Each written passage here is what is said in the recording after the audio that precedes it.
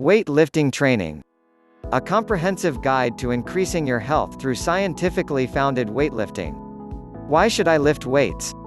Whether you call it weightlifting, pumping iron, or bodybuilding, lifting weights both light and heavy has long been a great way to get in shape and stay in shape.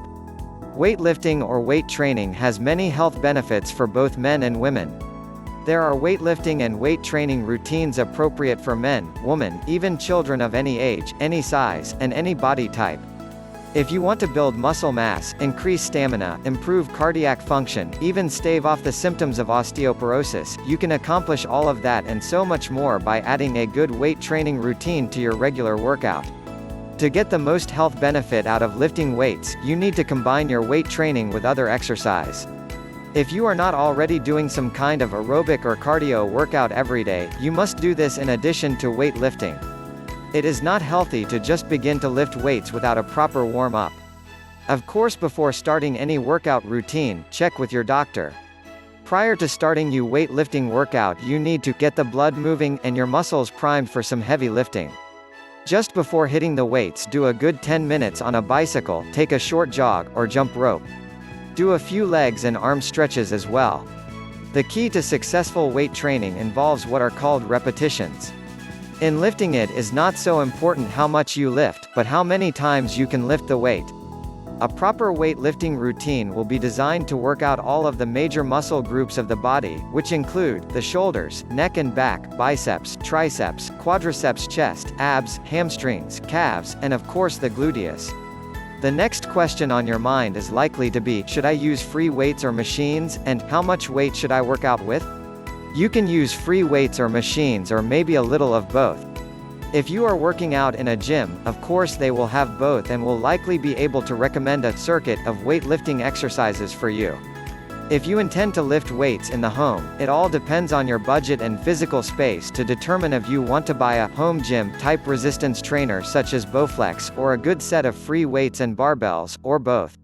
Weight machines are great for beginners because they have been designed to work a specific muscle or muscle group, and will ensure that you are seated or standing in the right position to target that group when you lift. Free weights are the traditional barbells and dumbbells that have been around for centuries, and they work great. In fact, some would argue that once you learn how to use them properly, you get a better workout than machines because it is only the force of your muscles and your ability to balance the weight that keeps the weight and your muscles moving properly. There is no aid from the machine, so you are effectively using more muscle with free weights. Lifting weights improves your strength and stamina. Lifting weights builds muscle and confidence, improves cardiovascular health, and can actually help prevent other sports injuries. And lifting weights can help you lose extra pounds and keep them off, so what are you waiting for? Come on, get pumping. How does weightlifting increase muscle size? We all know that lifting weights leads to bigger muscles, harder muscles, and more definition. But just how does weightlifting do that? What is the physiology of weightlifting? Basically, weightlifting is a method of strength training. Lifting weights uses the force of gravity to oppose muscle contraction. Overcoming that opposition increases strength and builds muscle. The concept was simply and elegantly summed up by Hippocrates centuries ago, that which is used develops, and that which is unused wastes away. He was correct, and his contemporaries, while not sure of the anatomical science behind it, also understood the basic weightlifting and strength training concept of progressive resistance. It's been said that ancient Greek wrestlers, when training for the early Olympic Games, carried a newborn calf on their back every day until it was grown. While that may not go over very well at your gym, the concept is sound. Weightlifting builds strength and muscle mass through progressive resistance.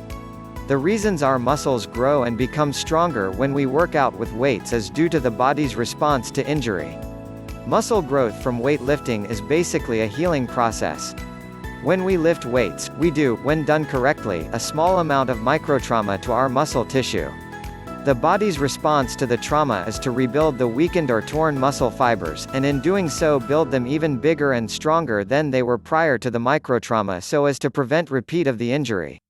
So that is how progressive resistance works in weightlifting and weight training. We add more weight, do more reps, and tear down more muscle fiber. The body keeps responding by healing the muscle, eventually pushing the muscle to its ultimate limit, which is genetically determined. Professional power lifters, other athletes, and experienced weightlifters will use this concept when training or working with weights by adding weight to the point they cannot lift, and then backing off just a bit and then push the maximum weight possible.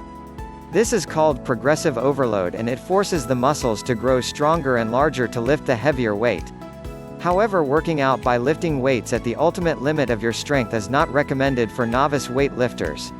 Professionals say beginners can achieve the same results a lot safer, by progressively adding repetitions to the workout, and not lifting heavier weights.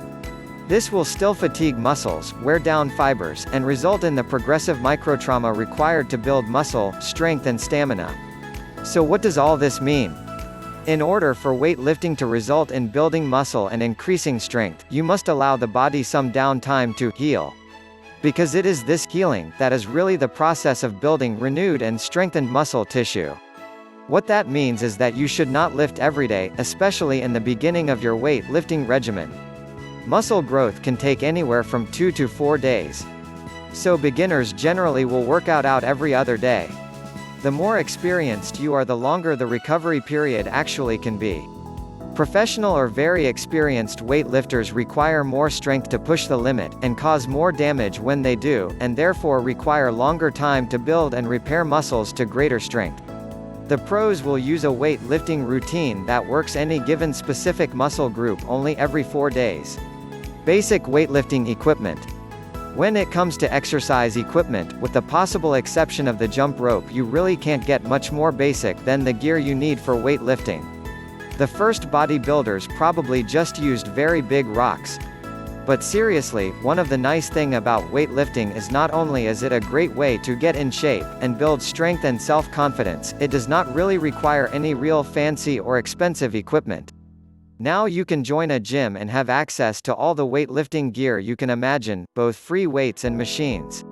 But you can also accomplish many of the benefits of weightlifting with a basic set of barbells, dumbbells, and a good home workout regimen. Dumbbells usually are the familiar one-piece bone-shaped hand weights. Barbells are usually used for the more advanced workouts and longer muscle groups. This is the long bar with adjustable weight by adding or subtracting weighted plates. Although you can purchase a dumbbell-sized bar, and effectively use plates to make a dumbbell, generally speaking dumbbells are fixed weights. For basic weight lifting, most pros recommend a 5 to 50 pounds hex dumbbell set. The hex refers to the shape of the weights; they are hexagonal rather than round, so they will not roll when you put them down. Your walls and your toes will thank you.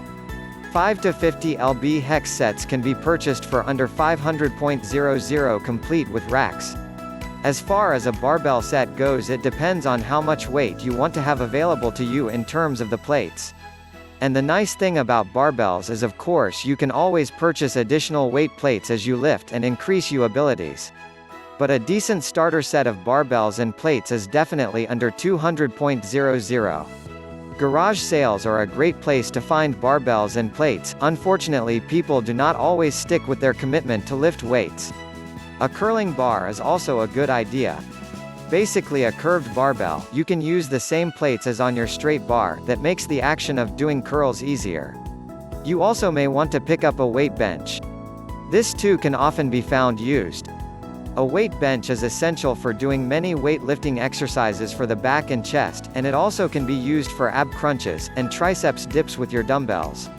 Other accessories you may want to consider are a good pair of weightlifting gloves to protect your hands while lifting. Unless you have a back problem, you already are aware of weight belts for additional support are usually not necessary for basic weightlifting workouts. In fact, some trainers say they do more harm than good because they allow a lifter to lift more than they really are physically capable of, and cause certain muscles in the forearms and lower back to receive less of a workout and less of a benefit from your weight-lift routine. Don't forget that the basic physics of weightlifting is to apply force against muscle contraction to overcome the force of gravity. That same feat can be accomplished by lifting your body weight, and if you are really on a tight budget or pressed for space, a simple chin-up bar can be installed in any doorway to get in some lifting and strength training.